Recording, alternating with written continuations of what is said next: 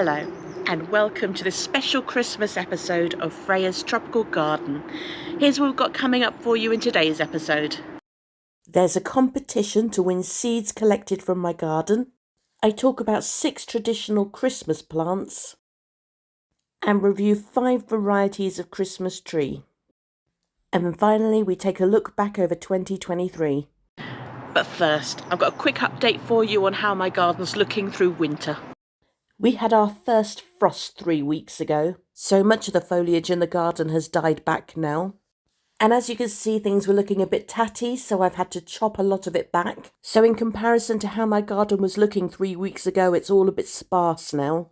So I'm going to focus on the plants that are still looking pretty good. You can see the brunnera hiding underneath there, and the arum lily still hasn't been too badly affected by the frost. Other arum lilies around the garden are starting to sag a little bit, but you can see this one's even still flowering. Some of my Persian shield plants that are in more sheltered positions still look absolutely fine. And the one that I covered with fleece is actually still flowering. And under this bit of fleece you can see there's a bit of Salvia amistad and my Begonia Rex Silver Spirit. And just outside the fleece you can see that this smaller salvia is still flowering. However, my larger salvia and the Salvia Bethelii have now finished. But as you can see here, they were still flowering up to a week ago. Most of my cannas have now been chopped back to ground level, although you can see a new shoot trying to grow here, and this Canna Cleopatra still has a few good leaves. While the majority of my Canna Patens plants are still looking green and unaffected by the frosts. And while I've cut back the majority of my Musabasju leaves now, they are still trying to throw out new leaves. This Abutilon is one of the new plants for me this year that I'm not quite sure how it's going to do. I've taken plenty of cuttings, but so far it's okay. And another new plant for me, the Korea, is still flowering and should continue to do so throughout winter.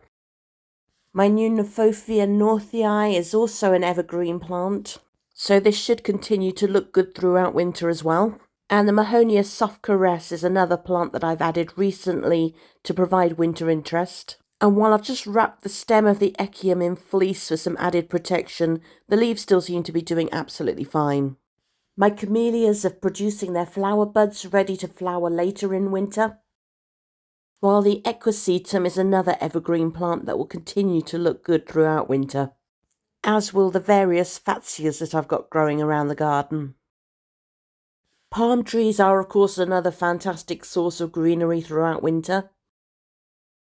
And my tree ferns will normally keep their leaves throughout winter and will normally only turn brown when the new leaves are starting to come through.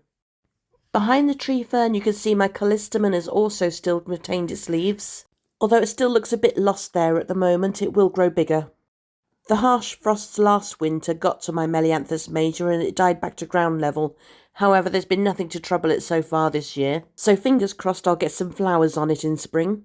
And I also grow oleander in the garden, which is another good evergreen plant. The buds are already forming on my mimosa, which if we don't get any harsh frosts will look fantastic in spring. And of course there's still greenery from the Cordyline australis, and the Cordyline red star normally does well through winter on the south coast. And most yuccas are very hardy and will retain their foliage throughout winter. So although my garden is looking a little bit bare at the moment, you can see that I am getting quite a few plants in my garden that will continue to look good through winter. Now it's competition time and I'm giving one of my viewers a chance to win seeds collected from my garden. For the latest competition that I'm running, I'm giving away 15 varieties of seeds to one of my viewers. All of these seeds have been collected from my garden this year, as you would have seen in my previous video on seed harvesting, which featured in episode 11. I will also be listing some of these seeds for sale on Facebook Marketplace, so if you're not successful in the competition, then please do check out there. Just search for Freya's Tropical Garden. Included in this competition, there will be a mixture of various Ipomoea or Morning Glory seeds, including this one which is Spanish flag, and the Ipomoea quamaclit ex slottery.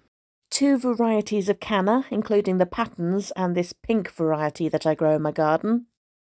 2 varieties of Nicotiana, including the one that was crossed from Glauca, and the Sylvestris. The pink Cleome, which I've grown in my garden for a few years. 3 varieties of Crocosmia, including the yellow Susanna, the orange Crocosmia, which had self-seeded, and the red Lucifer. The climbing Morandia. 2 varieties of lily, including Tiny Invader and Lilium regale. The Chilean Glory Vine. And Ricinus communis. To enter, all you need to do is make sure you're subscribed to this channel and comment below to confirm you live in the UK, as unfortunately I wouldn't be able to post seeds abroad due to legal restrictions. This competition will close in 3 weeks and be announced in the next episode.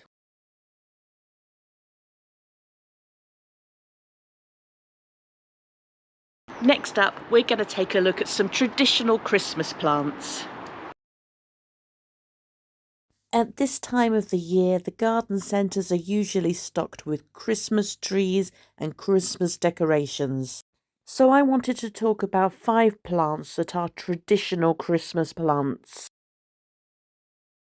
The poinsettia is native to Mexico and Central America. It's actually a euphorbia, and they are considered really tricky to keep alive after Christmas and are traditionally just bought for Christmas and then discarded. However, if grown in a draft-free space with bright indirect sunlight and kept at a temperature of around 15 degrees C, this plant can actually survive for many years. It likes minimal watering, only water when the soil is dry, and it does like its leaves to be misted. It will also benefit from being fertilised with tomato feed. The poinsettia first became associated with Christmas in Mexico in the 14th century. But in 1836, Joel Roberts Poinsett brought this plant to America, and this is where the name poinsettia first originated. However, it wasn't until the 1980s that this plant started to become associated with Christmas in the UK. The Schlumbergera is better known as the Christmas cactus. Native to the coastal mountains of southeast Brazil, this succulent grows on rocks and trees and prefers a shady spot with high humidity, so it will enjoy being misted a few times a week. In order to continue flowering each year over Christmas, the Christmas cactus will require 2 periods of rest with lower temperatures and reduced watering. At first after it's finished flowering over Christmas, and then again in September. Unfortunately, there's no interesting backstory as to why this plant is associated with Christmas. It simply flowers from November to January. Similarly, the amaryllis is associated with Christmas due to the timing of its flowering, but also due to the fact that in Victorian times it was associated with strength and determination. Again, most people treat amaryllis like an annual, however they can bloom again the following year and for years to come if the correct care is taken of them. When the flower has finished blooming, simply cut away the flower head to stop seeds from forming, and after the first frosts you can plant it outdoors in the ground. It can stay outside until just before the next frosts come, when you bring it back indoors and pot it up. Just like tulips and daffodils, it just needs to store up enough energy to be able to rebloom, but it will need a rest period, placing them in a cool, dark area for a few weeks. If you do this, there's no reason why your amaryllis shouldn't keep flowering every year for many years to come. One person's actually claimed that their amaryllis has flowered every year for 75 years. But whether you plan to keep yours going or just treat them as annuals, amaryllis like to be planted on the top of the soil so that the bulb doesn't rot, and in a tight container that's going to keep those roots root-bound. They like bright, indirect sunlight and water approximately twice a week while the plant is growing. The ilex, otherwise known as the holly, is probably one of the most iconic Christmas plants and was adopted as a symbol of Christ's crown of thorns, while the berries were said to represent his blood. As an evergreen plant that's looking its best around Christmas time, it ended up being the perfect choice to bring indoors to be used for decorating the house for Christmas. Most hollies prefer full sun or part shade. They like moist, well-draining soils, and they can grow in most soil types, although they don't do so well in chalk. This is a slow-growing plant that can grow up to 10 to 15 centimetres a year, but it will reach up to a height of up to 4 metres. Another plant often used for its evergreen leaves is the ivy or hedera. The origins of the holly and the ivy actually date back to the pagan times, where both plants were used to celebrate the winter solstice and to ward off evil. In pagan times, the holly was thought to be the male plant and the ivy the female. Ivy is a climbing plant that is known for growing tiny roots along its stems that help it to grip hold of anything from a brick wall to the trunk of a tree, and it has a reputation for doing quite a bit of damage to buildings. It's an ideal plant to grow in a pot where the leaves spill over the side, which is really attractive. And it can be grown indoors or outdoors. And it's a really tough plant that will grow in most growing conditions. Viscum album is also known as the mistletoe. Its symbol of love and peace dates back to ancient Norse mythology, which is where the tradition of kissing under the mistletoe first came from. It traditionally forms its white berries through winter and was often used by pagans to decorate around this time of year. However, it is getting increasingly hard to get hold of mistletoe around Christmas time now, and I was actually lucky to get hold of this piece, although it has no leaves and have used fir to give it a bit more greenery. So I wanted to talk through the process of growing mistletoe from seed. Now these berries are still translucent, which means that they're not yet ripe and the seeds won't be viable. So I'll be getting a mistletoe growing kit in February, but for now I can talk you through the process and show you how you would grow mistletoe from seed. Simply squeeze the berry open to release the seed that's inside. You can see that it's covered in a sticky jelly-like substance. This is because mistletoe doesn't grow in soil like most plants, but on the branches of trees. Therefore, the sticky substance will help the seed attach to the bark. Mistletoe grows best on fruit trees such as apple or crabapple, which I'm using here, or hawthorn. And you should select a branch that's 5 to 10 centimetres in diameter and will get plenty of light. Now, I'm just going to use this branch here for now, just to show you how easy it is for that seed to stick to the branch. And if this was a viable seed, it would root down into that branch, although it'd take about 4 years before you notice that anything's growing there. You should try to get about 6 seeds on each branch, because the berries will only grow on the female plant, so you want to make sure you've got at least some. And in 5 years' time, the plant should be producing its own berries ready for you to harvest for Christmas.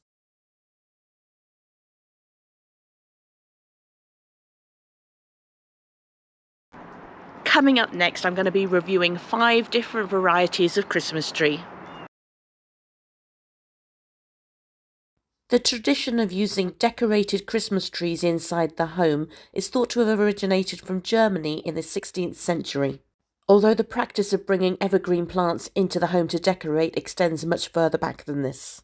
It is thought that the Protestant reformer Martin Luther was the first person to put candles onto a Christmas tree, in an attempt to recreate the beauty he saw in the stars. Although Prince Albert is widely accredited for introducing the Christmas tree to the UK, it was actually Queen Charlotte, the German wife of George III, who set up the first Christmas tree. But with so many different varieties of evergreen tree which can be used as Christmas trees, I wanted to go over the top 5 varieties which are often sold here in the UK. The Nordmann fir is the most widely sold variety of Christmas tree in the UK, so much so that I actually found it quite difficult to find other varieties. This is a popular choice due to their symmetrical shape and strong branches. They're also much better at retaining their soft, dark needles. Of course, the key to keeping your Christmas tree looking at its best is to make sure you keep it hydrated. And it's recommended that you use a watering stand, which can secure your tree in place while allowing you to keep it watered from the base. Although a bucket filled with water and using bricks or stones to keep it in place will work. If looked after well, this Christmas tree could stay fresh for up to 5 weeks. So it's understandable why it's the most popular one. The Freya fir is probably the next most commonly used Christmas tree in the UK. This one is famous for its citrusy scent. Its sturdy branches are angled upwards, making it perfect for hanging Christmas decorations. And the silvery green foliage adds another extra festive feel. Like the Nordman fir, the needles are soft. However, the foliage does tend to be more dense, giving the tree more of a full appearance. The Fraser fir also tends to be a little bit slimmer than the Nordman fir, and it does still hold its needles very well if cared for properly. So the Fraser fir is well suited as a Christmas tree, and depending on personal preference, you may find that this is a more attractive option. It's actually frequently used in the White House.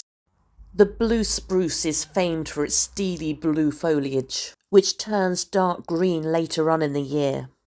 You're probably more likely to find this variety being sold in pots, as they are well known for their hardiness and survive really well throughout the year.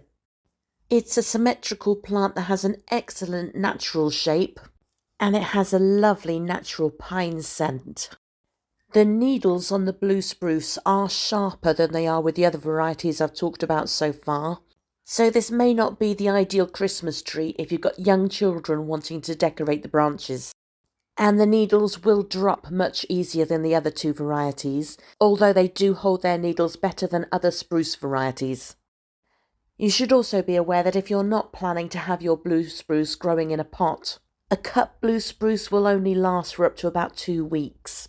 So if you're someone who likes to put up your Christmas decorations at the beginning of December, this probably wouldn't be the best Christmas tree for you unless you are keeping it in a pot. Finally, the only examples of the blue spruce that I've been able to find have all been rather small.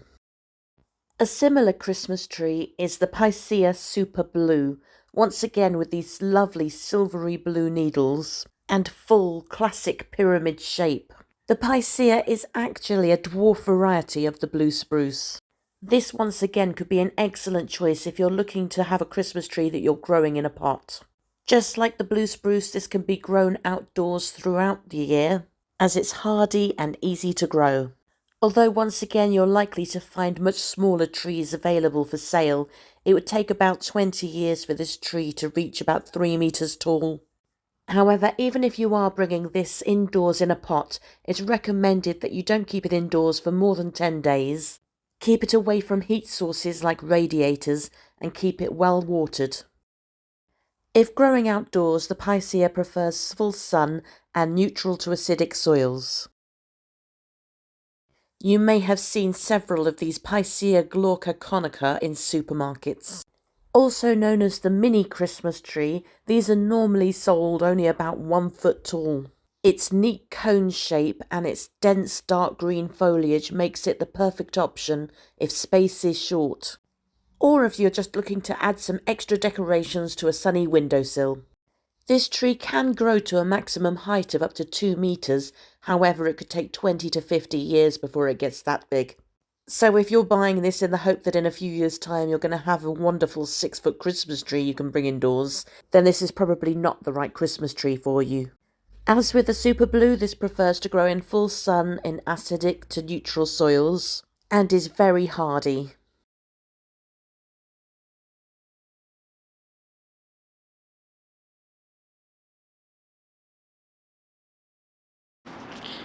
Well, as 2023 comes to an end, and I'll have a new series coming to you on the 14th of January in 2024. Thank you everyone for watching, and now I'm going to leave you with some highlights of the year this year.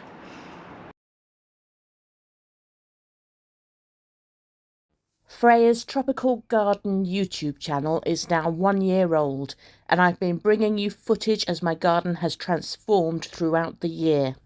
And just as my garden has grown and improved, so has this channel. And as we head into the new year and a new season of Freya's Tropical Garden is about to start, I wanted to take a look back over our journey this year. I've visited several gardens, and back in February I visited Kew Palm House, where I've provided identifications for many of the plants that are growing there. And then the Kew Temperate House, where we looked at the plants that like to be kept just above freezing. And then in March I visited the National Botanical Gardens of Wales. In July I visited the Subtropical Gardens of Arundel Castle and the free public garden at Southsea Rock Garden, which is located in Southsea in Portsmouth. In August, I visited Staunton Glasshouse in Havant for the second time this year so that I could film the Amazon lily in flower. And over August and September, I brought you a 4-part series on RHS Wisley's flagship garden, where we looked at the moist temperate zone, the dry temperate zone, and the exotic garden, amongst others. And in September, I visited the subtropical gardens in Battersea Park in London. A trip to Cornwall in October gave me the opportunity to film the Lost Gardens of Heligan and the wild, untamed Pengerrick Garden. And I also visited Trebar and the Eden Project, which I'll bring you next year. In June, the format of my videos changed and I started producing my episodes, which starts with a garden update, includes product reviews, competitions to win things that I grow in my garden, interviews with other garden experts and enthusiasts, informational videos covering a wide range of different topics, and visits to local plant fairs such as the Hampton Court Flower Show. I hope you enjoy the direction that this channel is going in now, and next year there will be further improvements. Over this last year I've filmed some beautiful plants, and now I just want to show you the highlights.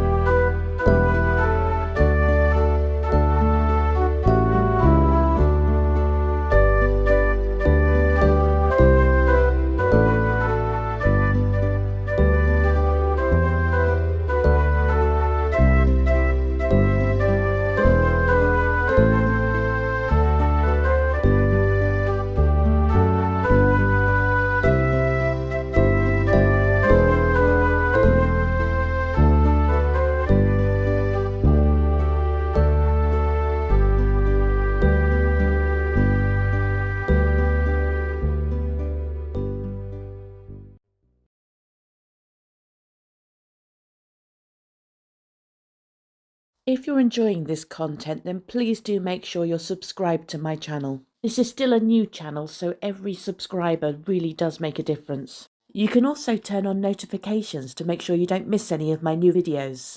And please let me know what you think in the comments, because they really do help my channel to grow.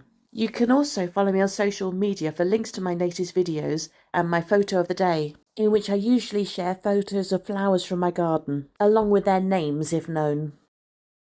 You can follow me on Facebook, on Twitter, Instagram, Threads, or you can join my Facebook group to ask questions or share photos.